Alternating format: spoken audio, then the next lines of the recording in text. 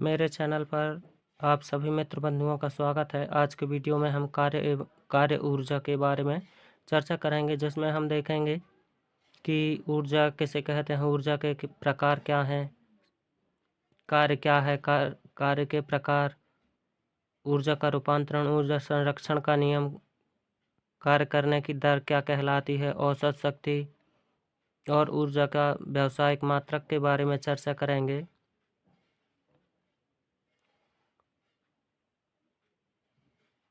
और इस वीडियो के अंत तक ज़रूर बने रहें। साथ ही चैनल को सब्सक्राइब करें और आप लोगों के एक सब्सक्राइब मेरा उत्साह बढ़ाता है। तो आप लोग सभी मित्र बंधु चैनल को सब्सक्राइब कर लें, साथ ही बेल आइकन को ऑल पर प्रेस कर लें, ताकि वीडियो का नोटिफिकेशन सबसे पहले आप तक पहुंच सके। तो चलिए चलते हैं आज के वीडियो में, देखते हैं कि कार्य क्या होता है।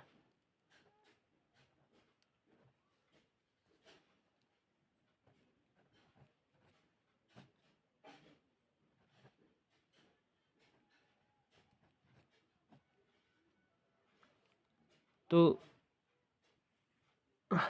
जो कार्य है, कार्य होने के लिए दो दशाओं का होना बहुत ही आवश्यक है। अगर ये दोनों दशाएं नहीं होती तो हम उसे कार्य नहीं कह सकते, और अगर ये दोनों दशाएं होती हैं तो उसे हम कार्य कह सकते हैं। तो कहते हैं, पहला है इसमें दशा, तो वस्तु पर बल लगना चाहिए। यदि वस्तु पर बल ना लगेगा तो वस्तु विस्थापित नहीं होगी। तो दशाएं हैं, वस्तु पर बल लगना चाहिए, और दूसरा है वस्तु विस्थापित होनी चाहिए। अगर ये दोनों कारक हैं तो उसे हम कार्य कहेंगे, और यदि ये दोनों कारक नहीं हैं तो उसे हम कार्य नहीं कहेंगे। यदि हम वस्तु पर बल लगाते हैं तो वस्तु अगर विस्थापित होती है तो उसे हम कार्य कहेंगे, और अगर बल लगाने के बाद भी वस्तु विस्थापित नहीं होती है तो उसे हम कार्य नहीं कहेंगे। तो जो कार्य है, चाहे हम साइकिल चलाएं, किसी वस्तु को उठाएं, वस्तु का ऊपर उठाना, पत्थरों को फोड़ना, और बहुत से ऐसे काम हैं जैसे हम कार्य कहते हैं, अर्थात उनमें बल लगाते हैं और वस्तु में विस्थापन होता है। तो सब देखते हैं हम कार्य की परिभाषा, कि कार्य की परिभाषा क्या है। तो जब हम किसी वस्तु पर बल लगाते हैं तो वस्तु में बल की दिशा में यदि विस्थापन होता है तो उसे हम कार्य कहते हैं, कार्य कहेंगे। तो किसी वस्तु पर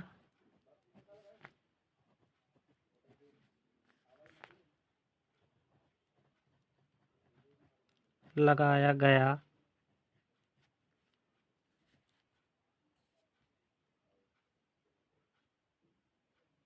बल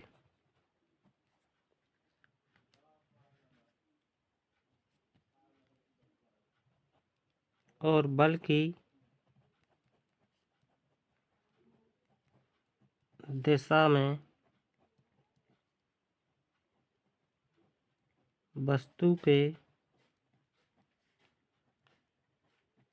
विस्थापन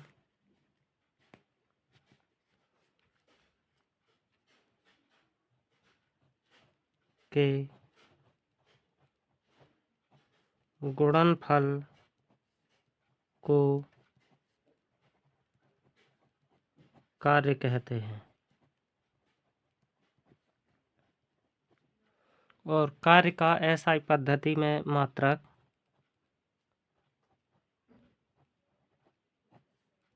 जूल होता है।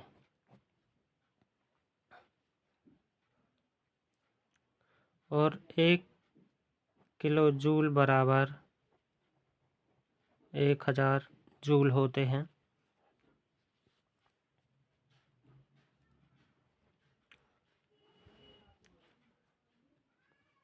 तो कार्य, इसको हम सूत्र के रूप में बदल लेते हैं। तो कार्य बराबर बल गुणित विस्थापन, इसका हम सूत्र बना लेंगे। तो कार्य को W से दर्शाया जाता है, जबकि जो बल होता है उसे हम F से दर्शाते हैं, गुणित विस्थापन S। तो इसका जो सूत्र होगा W बराबर F इंटू S, ये कार्य का सूत्र है।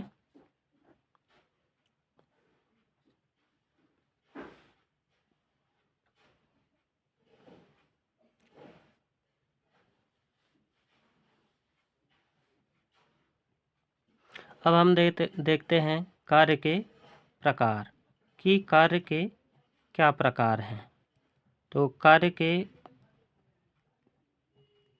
मुख्यतः 3 प्रकार का होता है। कार्य के 3 प्रकार होते हैं, या 3 प्रकार का होता है।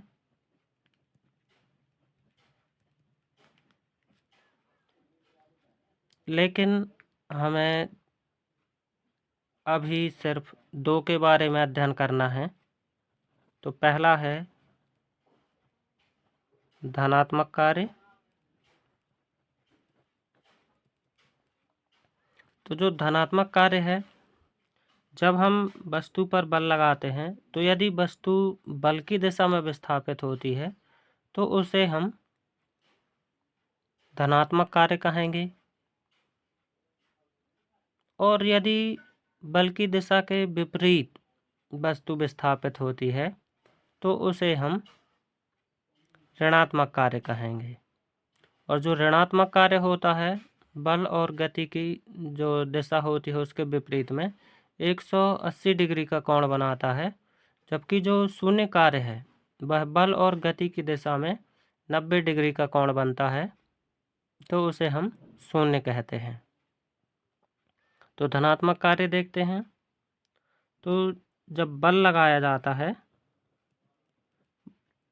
तो वस्तु जो विस्थापित होती है तो वह बल की दिशा में होती है, बल की दिशा में,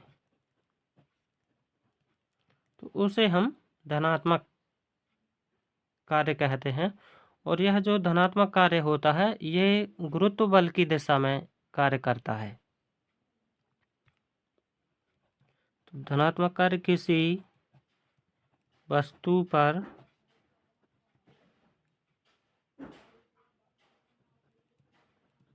बल लगाने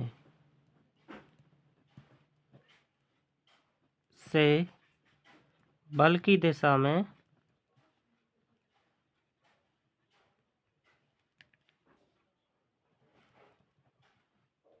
वस्तु के विस्थापन को धनात्मक कार्य कहते हैं।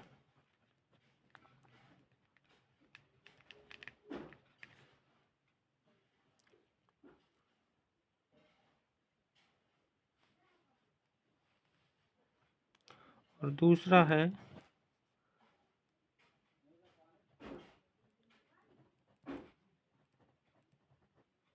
ऋणात्मक कार्य।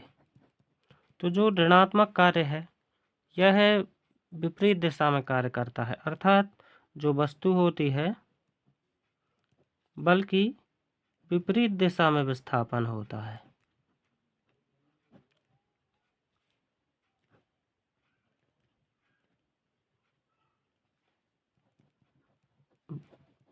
बल की विपरीत दिशा में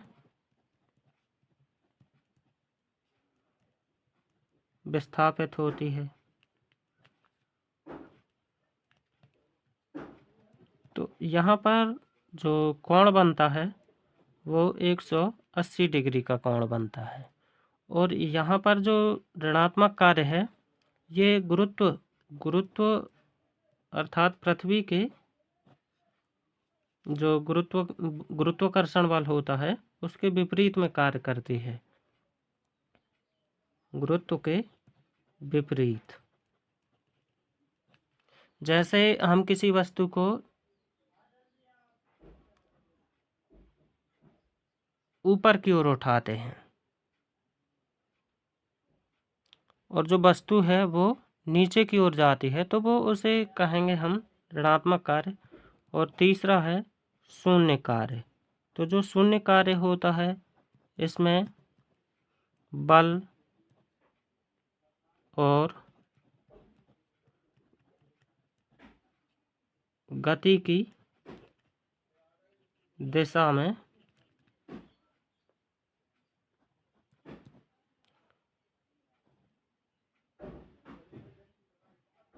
90 डिग्री का कोण बनता है।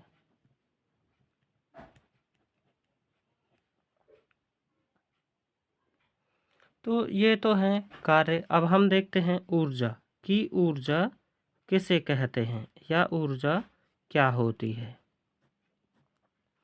तो जो ऊर्जा है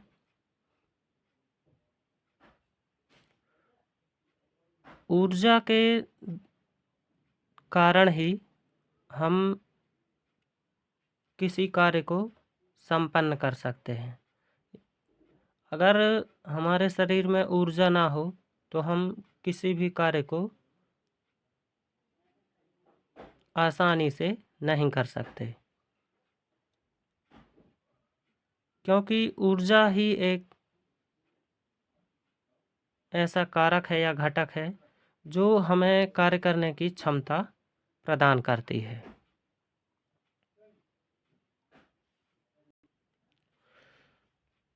तो ऊर्जा जो हमें कार्य करने की क्षमता प्रदान करती है उसे हम ऊर्जा कहते हैं, उसे हम ऊर्जा कहते हैं।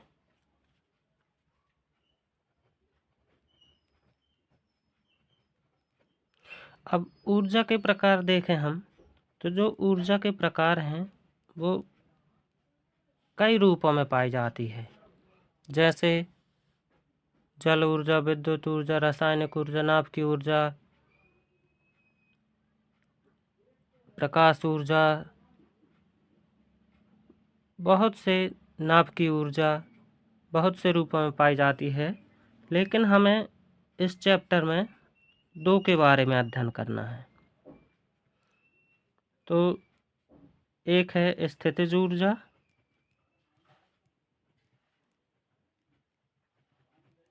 और दूसरी है गतिज ऊर्जा। तो जो स्थितिज ऊर्जा है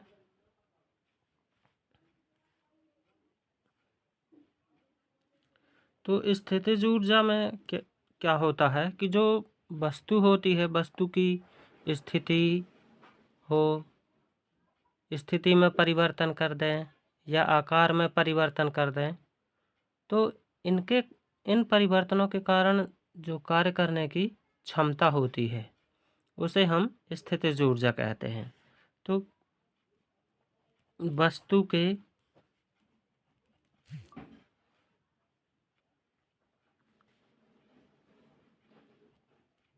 आकार या स्थिति में परिवर्तन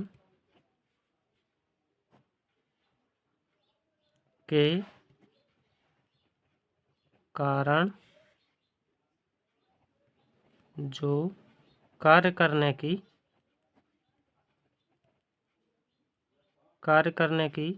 क्षमता उसे हम स्थितिज ऊर्जा कहते हैं। अब ये जो स्थितिज ऊर्जा होती है इसको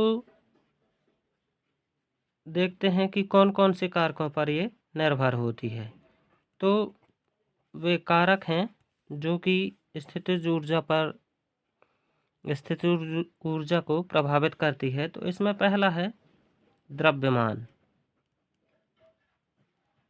अगर किसी वस्तु का द्रव्यमान ज़्यादा है तो उसकी स्थितिज ऊर्जा ज़्यादा होगी, और अगर किसी वस्तु की स्थितिज ऊर्जा कम होती है, द्रव्यमान कम होता है तो उसकी ऊर्जा जो होगी वो कम होगी। दूसरा है ऊंचाई। तो अगर किसी वस्तु की जितनी ऊंचाई होगी वही उसकी स्थितिज ऊर्जा होगी। अगर किसी वस्तु की ऊंचाई ज़्यादा है तो उसकी स्थितिज ऊर्जा ज़्यादा होगी, और अगर किसी वस्तु की स्थितिज ऊर्जा कम है तो उसका ऊंचाई भी कम होगी। फिर तीसरा कारण है आकार।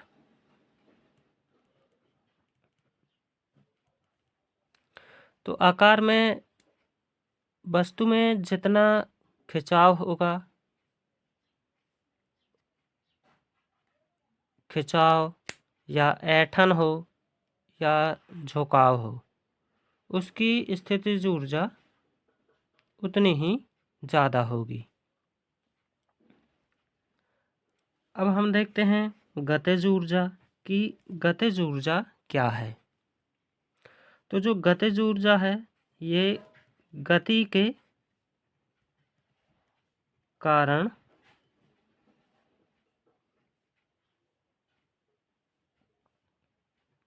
उत्पन्न ऊर्जा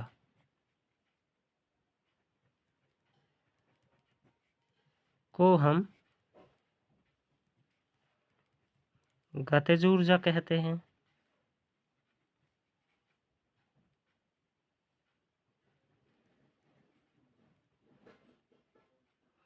जैसे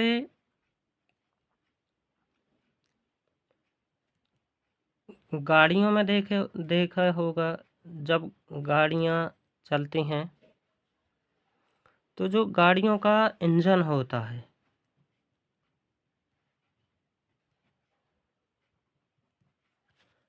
चलते चलते इंजन गर्म हो जाता है। तो वहाँ पर जो इंजन है, जब इंजन लगातार चलता रहता है तो वह वहाँ पर ऊर्जा उत्पन्न होती है, जिस ऊर्जा के कारण जो इंजन होता है वह गर्म हो जाता है। और जो बहता हुआ पानी होता है, बहता हुआ पानी, इन सब में गतिज ऊर्जा होती है। अब हम बात करते हैं गतिज ऊर्जा की। तो जो गतिज ऊर्जा का समीकरण होता है वह 1/2 mv का स्क्वायर होता है। और जो स्थितिज ऊर्जा होती है, स्थितिज ऊर्जा का समीकरण होता है EP बराबर mgh, मतलब पोटेंशियल एनर्जी। और जो गतिज ऊर्जा होता है ये ई के कहलाती है एनर्जी काइनेटिक ऑफ एनर्जी या एनर्जी ऑफ काइनेटिक, गतिज ऊर्जा। अब हम देखते हैं ऊर्जा का रूपांतरण कि ऊर्जा का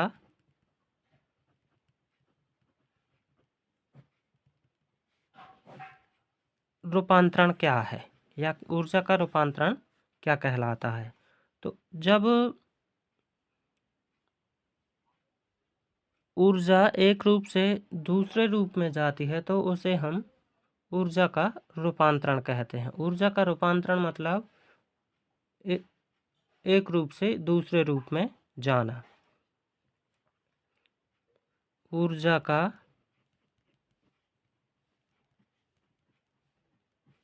एक रूप से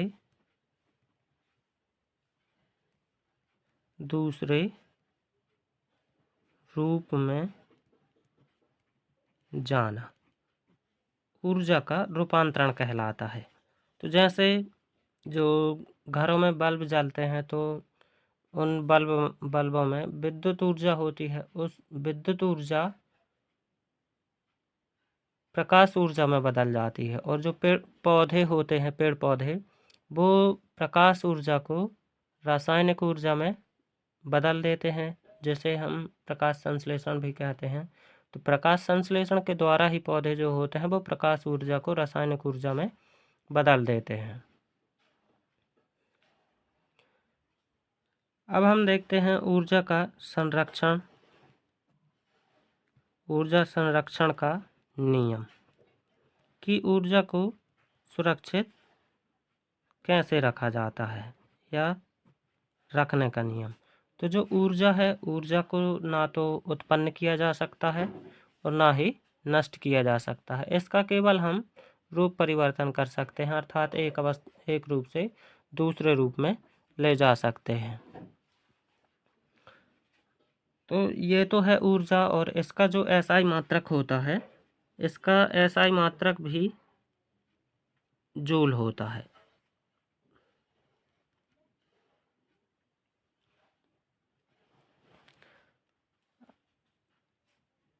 अब हम देखते हैं शक्ति की शक्ति क्या होती है। पावर। तो जो शक्ति है, कार्य करने की दर को शक्ति कहते हैं। कार्य करने की दर को शक्ति कहते हैं।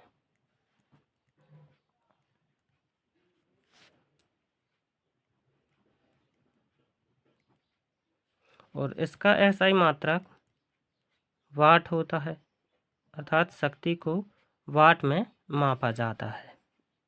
और इसके खोजकर्ता थे जेम्स प्रेस्कॉट।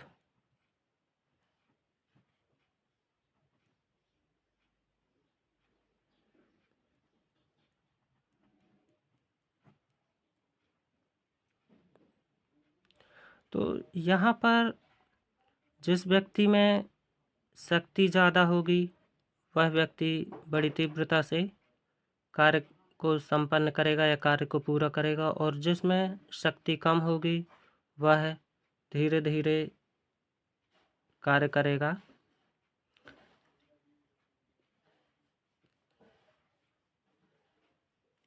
और अब हम देखते हैं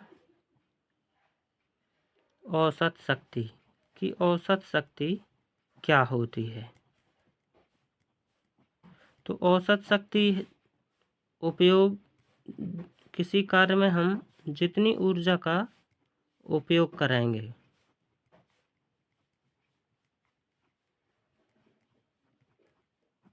और उस ऊर्जा को उपयोग करने में जितना समय लिया जाएगा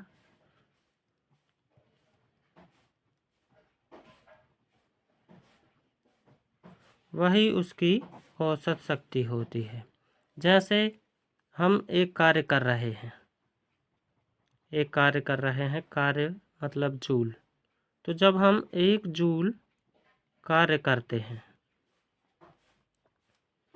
1 जूल कार्य करते हैं, तो यह कार्य जो है 1 सेकंड में होता है।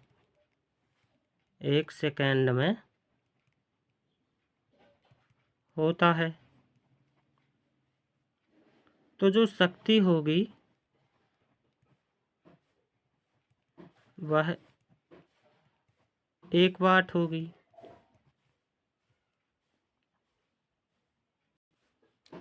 फिर 1 जूल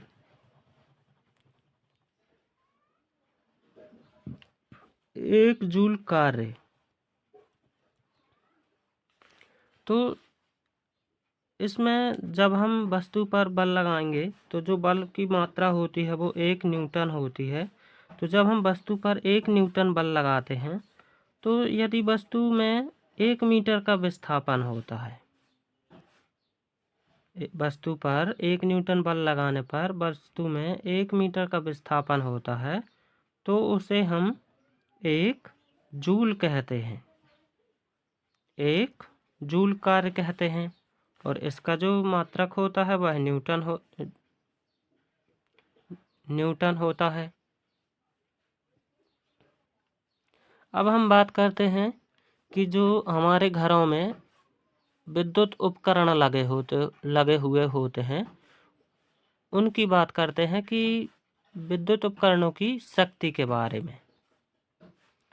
तो जो हमारे विद्युत उपकरण होते हैं उनके द्वारा जो विद्युत ऊर्जा का उपयोग करने की दर होती है उसे हम उपकरण की विद्युत शक्ति कहते हैं। और इसका जो मात्रक होता है वह किलोवाट होता है। आज के वीडियो में बस इतना ही।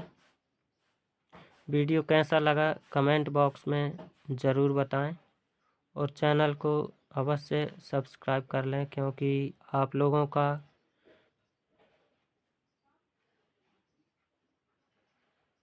जो प्यार है वो ये दर्शाता है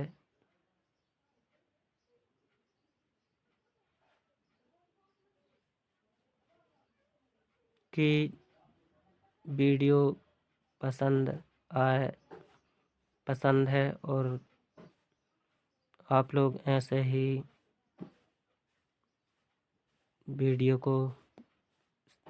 के साथ साथ चैनल को प्यार देते रहिए।